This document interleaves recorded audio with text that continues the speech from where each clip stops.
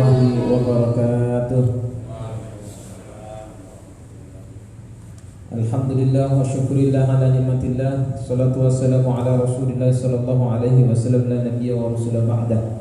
Allahumma salli wa sallim wa barik ala sayyidina wa maulana Muhammad wa ala alihi wa ashabihi wa man tabi'ahu ila ahsani yaumiddin ajmain, amma ba'd. Fa ya ayyuhal hadirun ma'asyiral muslimun rahimani wa rahimakumullah. Ikhwani fillah, jemaah sekalian yang semoga dimuliakan dan dirahmati oleh Allah Subhanahu wa taala. Monggo kita perbanyak rasa syukur kita kehadirat Allah Subhanahu wa taala. Qaulina alhamdulillah. Kita panjatkan syukur ini kehadirat Allah di antara sekian banyak manusia yang Allah Subhanahu wa taala ciptakan, termasuk di antaranya sedikit kita yang diberikan nikmat oleh Allah Subhanahu wa taala berupa hidayah. InsyaAllah ini adalah orang-orang yang dipilih oleh Allah Subhanahu wa ta'ala, yang dikasihi dengan rahmatnya adalah mereka yang diberikan hidayah oleh Allah Subhanahu wa ta'ala. Dan tentu nikmat-nikmat Allah Subhanahu wa ta'ala yang lainnya kita bersyukuri. Wa in ta'uddu ni'matallahi la tuhsuha. Karena sesungguhnya apabila engkau mau menghitung nikmat Allah, la tuhsuha, tidak akan bisa kalian untuk menghitungnya, saking banyaknya nikmat Allah yang diberikan kepada kita. Salam dan mari kita terus curahkan kepada uswah hasanah kita, junjungan kita, kekasih kita, Nabi Allah, Nabi Agung Nabi Muhammad sallallahu alaihi wasallam. Nggih, jamaah yang dimuliakan Allah, kita lanjutkan kajian pada kesempatan malam hari ini, masih terkait dengan 7 tahapan mahir di dalam ibadah. Hari ini kita lanjutkan kepada perkara yang keempat, tahapan yang keempat. Agar mahir di dalam beribadah, maka wajib dinasihatkan oleh Syekh Al-Imam Muhammad Al-Ghazali yang keempat, yaitu mewaspadai godaan-godaan di dalam beribadah. Karena satu perkara yang sangat dimuliakan oleh Allah Subhanahu wa taala dari makhluk yang diciptakannya adalah apabila makhluk itu beribadah kepada Allah Subhanahu wa taala, dia menjadi orang yang bertakwa, maka itu tidak serta-merta mulus, ya, tidak serta-merta mulus, ada godaan. Nah, hari ini kita akan mempelajari tentang godaan yang pertama, yaitu godaan dunia yang bisa mempengaruhi orang dari beribadah kepada Allah Subhanahu wa taala. Nanti ada godaan hawa nafsu, ada godaan dari syaitan. Nah, insyaallah yang pertemuan yang selanjutnya. Sehingga Allah Subhanahu wa taala memerintahkan di dalam firman-Nya, waddahu, carilah oleh kalian darul akhirah, kebahagiaan negeri akhirat, wala tansa, dan janganlah kalian melupakan nasibaka minad dunya, nasib kalian dari muka bumi ini. Surah Al-Qasas ayat yang ke-77. Wattaqi fima ataqallaha daral akhirah wala tansa nasibaka minad dunya. Allah yang menjadikan bumi dan seisinya, Allah yang menjadikan dunia dan seisinya, Allah dan menjadikan akhirat dengan seisinya. Allah perintahkan kita untuk mengejar dulu akhiratnya dan jangan melupakan dunia.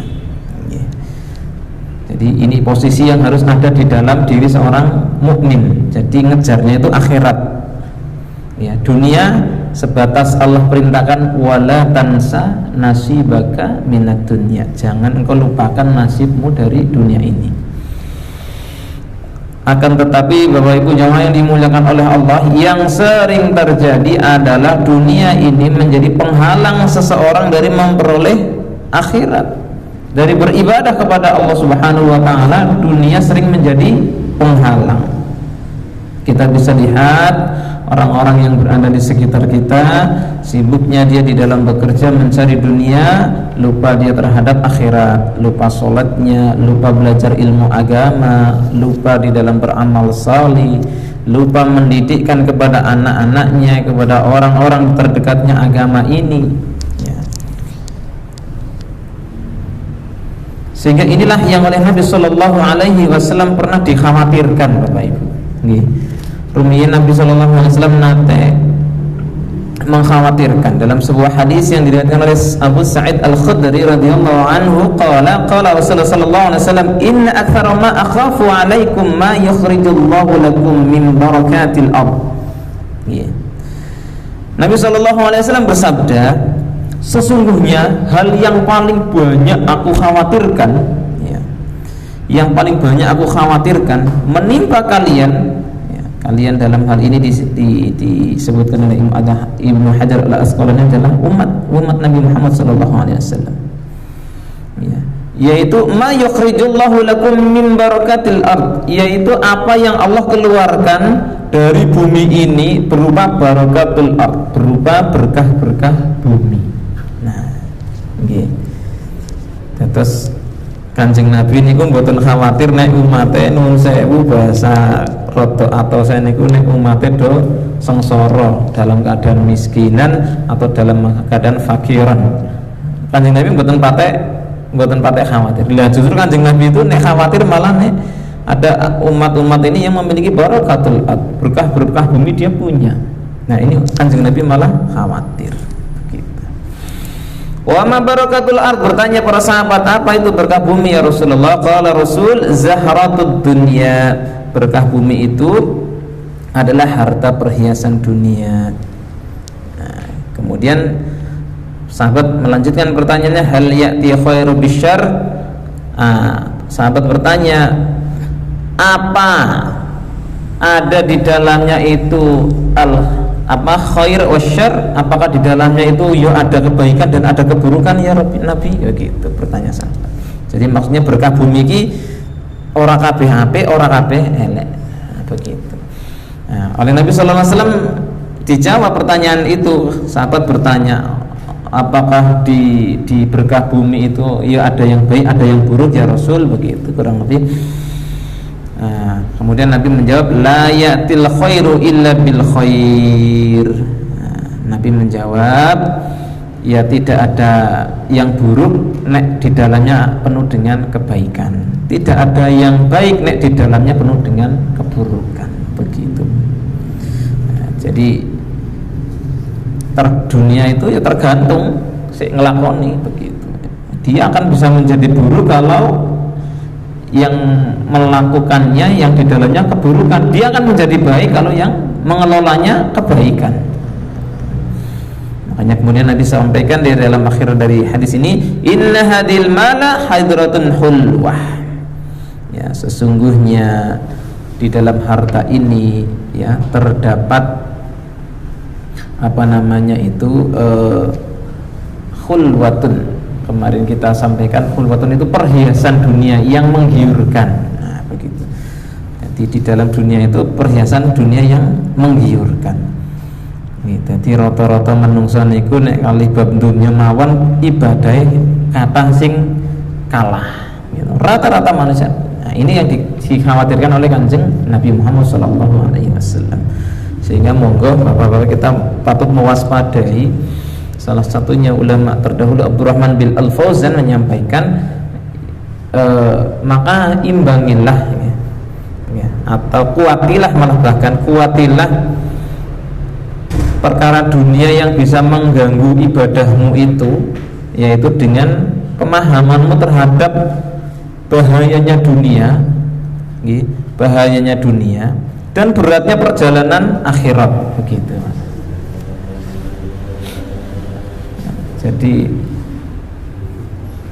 Jadi wong kuwi apa cara ora banget karo dunya ki nek mempelajari bahayanya dunia untuk akhiratnya dan beratnya perjalanan akhirat untuk surganya. Nah, ngoten niku kurang lebih. Iki sehingga nek belajar kayak gini orang akan bisa menjadikan dunia ini terkendali.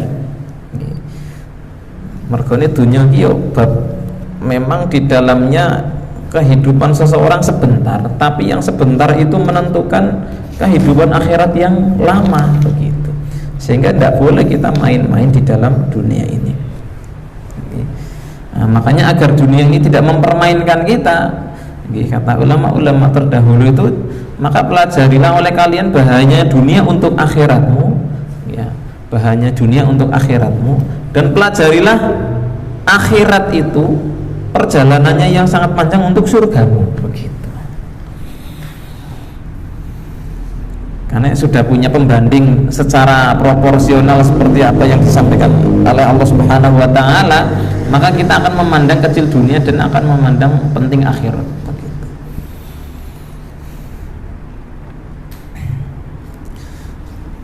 Nah, yang harus kita waspadai Bapak Ibu jamaah yang dimuliakan oleh Allah adalah apa yang disampaikan Allah Subhanahu wa taala. Hati-hati. Wala nabluwannakum bisyarri khairi wal fitnah wa ilaina turja'ul umur. Nggih.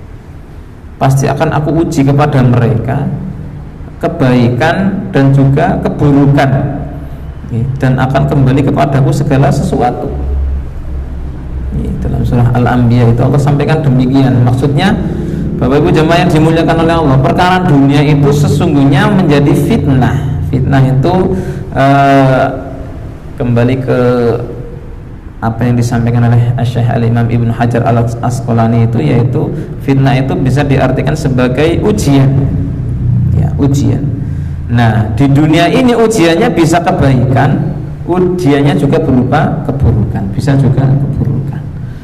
Nah, rata-rata kula lan panjenengan sami iki nek ngerteni ujian ki bab-bab sing elek-elek, gitu. Bab sing ora ndek duit kuwi ujian, gaweane angel ujian, ya toh, anak-anak angel dikandani ujian, kita kena musibah baik itu kekurangan penghasilan atau jiwa yang lemah, sakit dan lain sebagainya, itu ujian. Nah, ketahuilah bahwa sesungguhnya ujian itu juga berupa al-khair, kebaikan. Nah, bahkan Nabi SAW lebih mengkhawatirkan umatnya tertimpa ujian berupa barokatul ard, ya. Karena sing rata-rata wong dora lulus ujian itu berkah-berkah bumi yang ada di dalam dirinya yang banyak menjadikan dirinya tidak lulus ujian. Masya Allah, karena dunia itu sangat menyibukkan, sehingga apabila kita tidak mengontrolnya, bahkan untuk ngurusi usaha atau ngurusi pekerjaan kita bisa habis tuh, bangun tidur sampai tidur kembali nggak akan ada habisnya.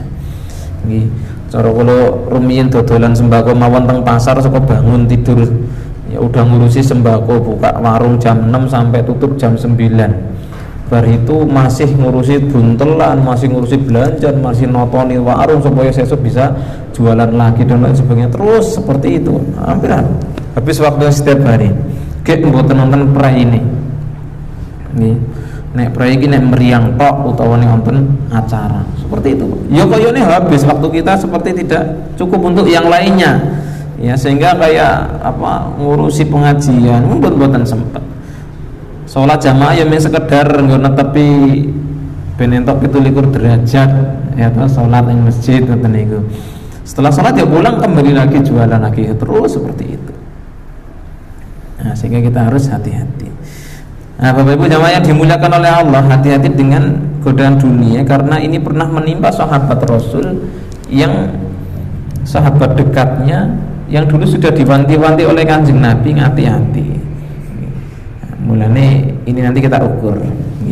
Ada namanya Sa'labah bin Abdurrahman, dulu menjadi pelayannya Kanjeng Nabi Muhammad SAW. Beliau adalah sahabat Ansor, menjadi pelayan Nabi, menjaganya. Kealiman sahabat Ansor dan kekhaufannya, ketakutannya untuk menjaga kealimannya itu, sampai suatu ketika diriwayatkan sahabat Sa'labah bin Abdurrahman itu waktu berjalan bersama Nabi, tahu-tahu melihat ada rumah. Nah, yang rumah itu pintunya terbuka. Nah, terus dia ya coran ini nyamri kok rumah kok pelong-pelongan. Soalnya kan ngoten niku biasane nyamri to.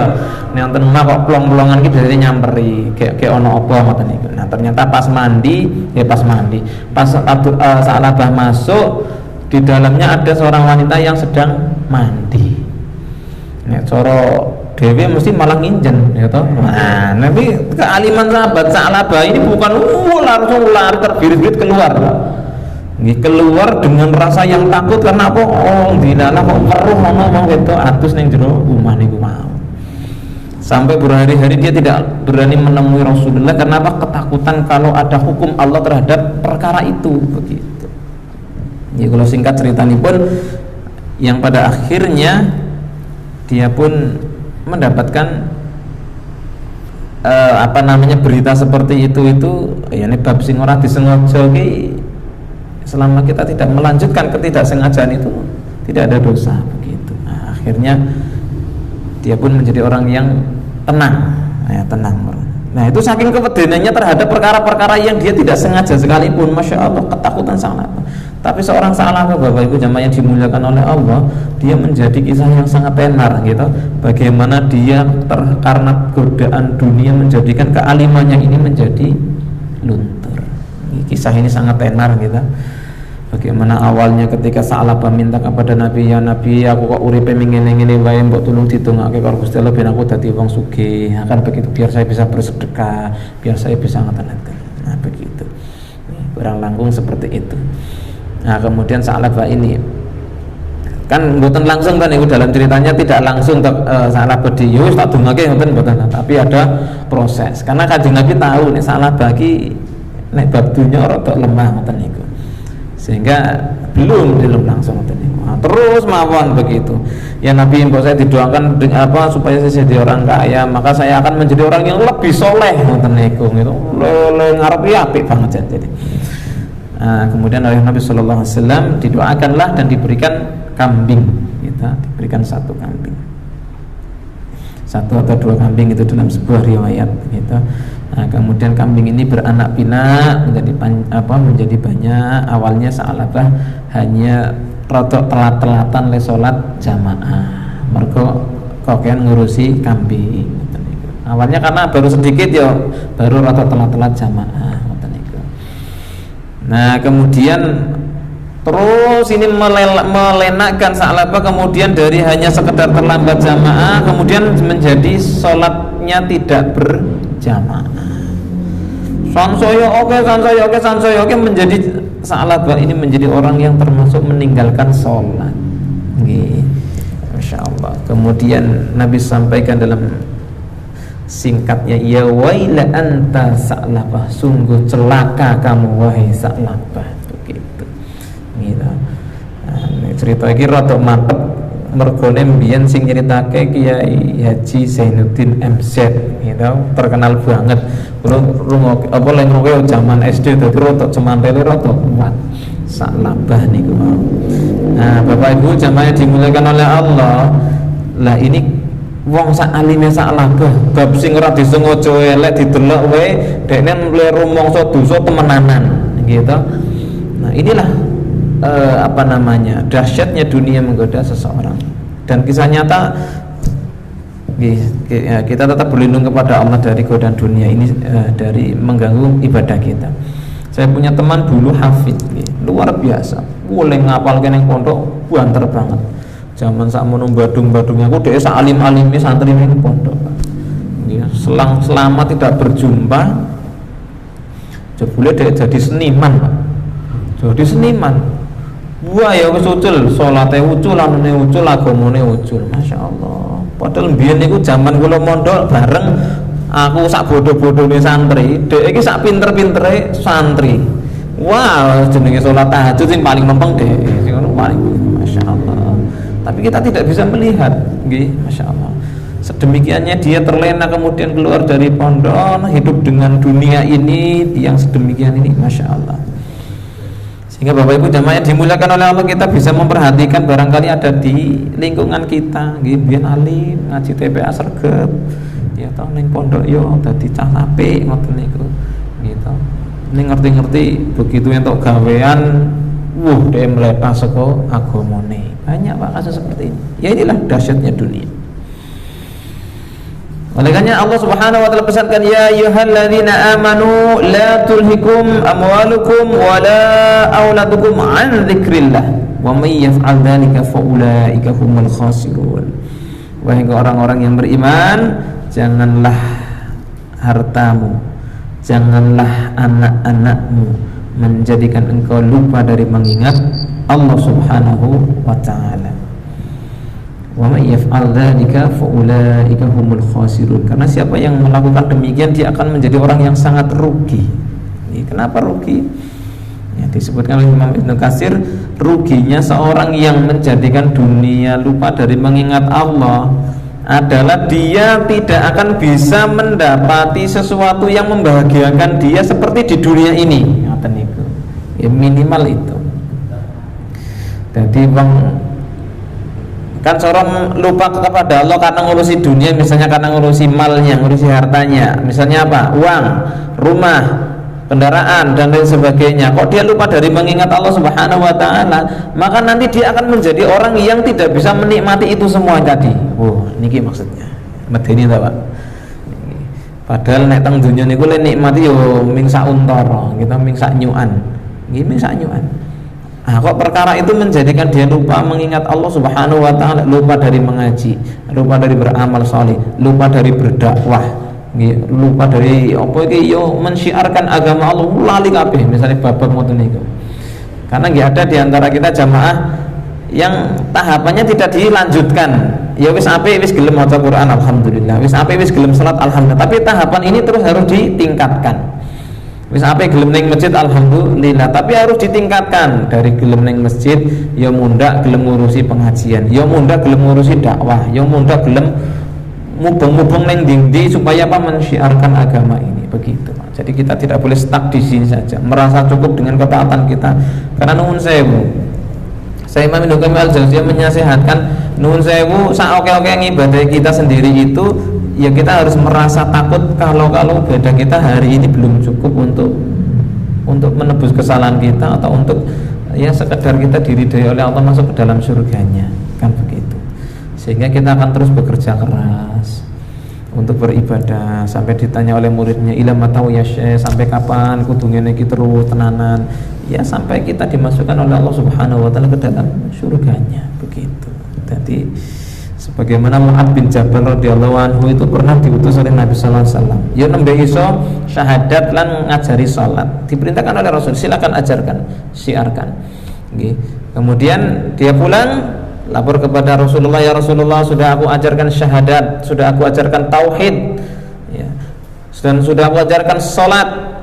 Nah kemudian Rasulullah sallallahu alaihi wasallam, kalau engkau sudah perintahkan dia untuk mengibadahi Allah, tidak ada sesembahan kecuali Allah, kemudian kau perintahkan sholat, perintahkan kembali kepadanya untuk menunaikan zakat, terus begitu. Dan ini menjadi satu tahapan proses di dalam beribadah yang semakin meningkat. Jadi kita ya maca Quran, terus gelem sholat, terus gelem jamaah, mundak, bar gelem jamaah gelem ngurusi masjid, mundak, bar gelem ngurusi masjid terus mangke gelem mulang ngaji, mundak, bar mulang ngaji gelem dakwah, mundak, bar kuwi jihad, terus begitu. Nih, sampai tahapan yang paling afdal dalam berislam adalah jihadu bi amwalikum wa anfusikum. Berjuang dengan hartamu dan juga dengan dirimu begitu. Nah, sehingga monggo Bapak Ibu jamaah yang dimuliakan oleh Allah, majelis ini bukan hanya sekedar majelis taklim, tetapi kita majelis pergerakan ya, pergerakan ya dari 10 orang yang ngaji. Nah, setiap satu orang nanti bikin majelis di sana, satu orang bikin majelis di sana, satu orang bikin majelis di sana, satu orang bikin majelis di sana. Terus ini juga berkembang begitu pola Nabi sallallahu alaihi wasallam. Jadi sing rame orang ning alaman tok, tapi kita syiarkan juga di tempat-tempat yang lain supaya semebar. Kalau kita pelajari dakwah Wali Songo semebar di tanah Nusantara ini bukan karena banyaknya pengajian yang diadakan oleh Wali Songo, tidak, tapi karena Wali Songo semebar, ngajak setiap rumah-rumah, setiap dia memberikan manfaat. Jadi setiap kita bisa berdakwah. Makanya ngurusin masjid dibikin jangan sampai terlalu sibuk urusan organisatoris. Saya termasuk yang tidak terlalu senang dengan terlalu banyak organisatoris di masjid, supaya jangan sampai harakah gerakan kemasjidan ini menjadi lambat gara-gara kakian tetek bengek niku wae. Ya penting ngurus secara manajerial, itu penting. Karena Nabi sallallahu alaihi wasallam juga memerintahkan seorang mukmin itu lebih baik dan lebih kuat itu yang terorganisir, kan begitu. Tetapi jangan sampai malah masjid jadi tempat berorganisasi. Uruslah masjid dengan terorganisir, tapi jangan sampai masjid menjadi tempat berorganisasi. Sehingga masjid kita masih banyak tantangan, karena lain ngurusi masjid masih banyak ilmu organisasi ini daripada ilmu agamane. Ya kan? Nah, ini tantangan. Ya ditingkatkanlah belajar kita ngoten niku. Nah, Ya pas rapat itu malah saya dianu iki lho maksud dengan belajar ilmu organisasi nggih. Ya kalau nggak ya ngurusin masjid ya apik. Begitu, tapi harus ditingkatkan supaya tertata rapi administrasinya oke, tapi jangan sampai ngurusi ini menjadi terbengkalai. Nah, dari ngurusi dakwah, dari ngurusi syiar begitu ya. Sehingga Bapak Ibu jamaah yang dimuliakan oleh Allah begitu ya, akhirat ini begitu mahal harganya. Kalau kita terlena dari kehidupan dunia ya kita akan justru malah menjadi orang yang tidak bisa menikmati kebahagiaan di akhirat seperti kita senang dengan dunia dan seisinya ya, karena memang Allah jadikan indah bagi zuyyina linasi minasyahawati dan seterusnya itu ya dijadikan indah oleh Allah bagi pandangan seorang muslim itu ya seluruhnya manusia itu terhadap wanita, terhadap harta, pekerjaan, ladang dan lain sebagainya itu indah. Orang senang kepengen mendapatkan itu semuanya, gitu. Tapi kalau itu menjadikan lupa dari mengingat Allah, Allah akan jadikan dia itu rugi dengan dia nanti tidak bisa menikmati. Nah, niku wau sing disenengi niku wau begitu. Makanya Islam ini mengajarkan kemahiran, kecerdasan di dalam bersikap. Makanya Allah benci dengan orang yang hanya pintar urusan dunianya dan jahil atau bodoh dalam urusan akhiratnya. Sebagaimana yang Nabi sampaikan, innallaha yabghad ala mahirum bid dunya wa jahilul bil akhirah. Sesungguhnya Allah benci, tidak suka terhadap mereka orang yang mahirum bid dunya, mahir urusan dunianya, wa jahilul bil akhirah, akan tetapi jahil dalam urusan akhiratnya. Begitu ya. Sehingga monggo ini kita perjuangkan Bapak Ibu. Memang tidak mudah menghadapi perkara duniawi karena ini memang ya bagian dari penghalang kita terhadap ibadah. Tapi kalau kita bisa mengelola dunia ini, maka dunia ini bukan menjadi penghalang tetapi sebagai mazra'ah, sebagai tempat kita menanam untuk akhirat. Sehingga penting belajar agama agar dunia tidak hanya sekedar menjadi penghalang, tetapi dunia justru sebaliknya, dunia menjadi tempat kita beramal sehingga kita mendapatkan buah dari amal kita. Nggih mangatan semoga bermanfaat dan kita mendapatkan hidayah dari Allah Subhanahu wa taala. Dari kajian ini diberikan ilmu yang bermanfaat dan kita melakukan gerakan-gerakan yang real, nyata nggih di lapangan. Monggo minimal ya kita punya target pointer lah. Aku ki wis iso ngajak wong apik piro to ya, kan begitu. Kan bisa dititeni to. Wah aku urung ya dari tangga-tangga kita, Pak. Contoh ini teknis saja nih, teknis gerakan dakwah itu.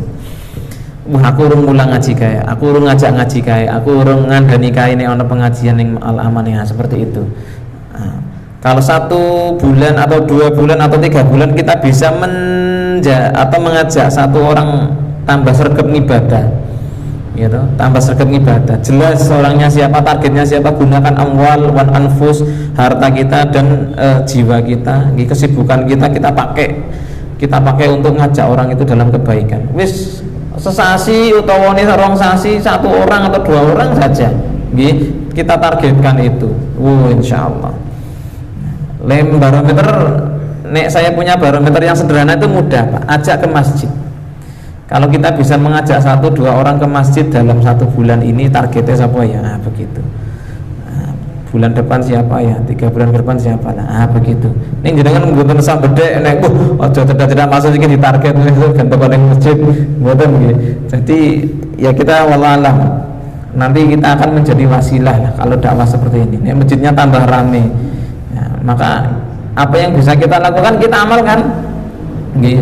Yang bisa ngatur ini itu silahkan ya, punya skill masing-masing, punya kemampuan masing-masing.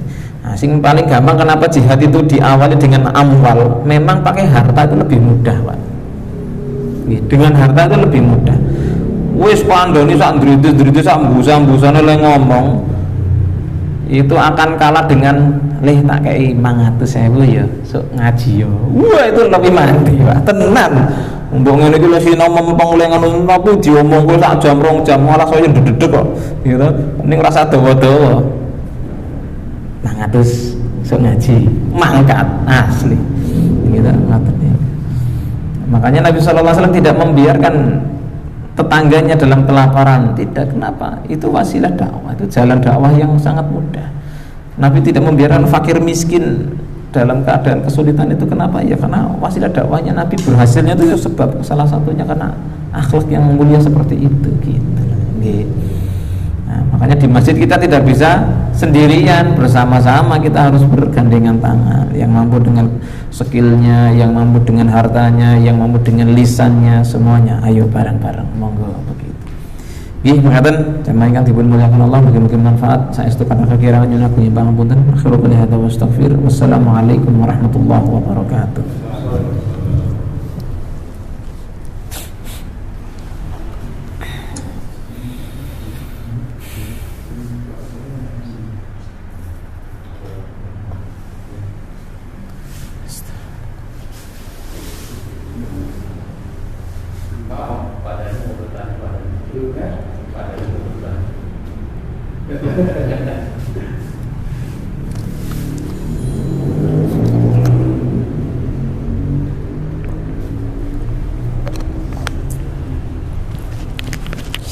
Masjid Al-Hikmah kepengen remajane diajari nggawe multimedia.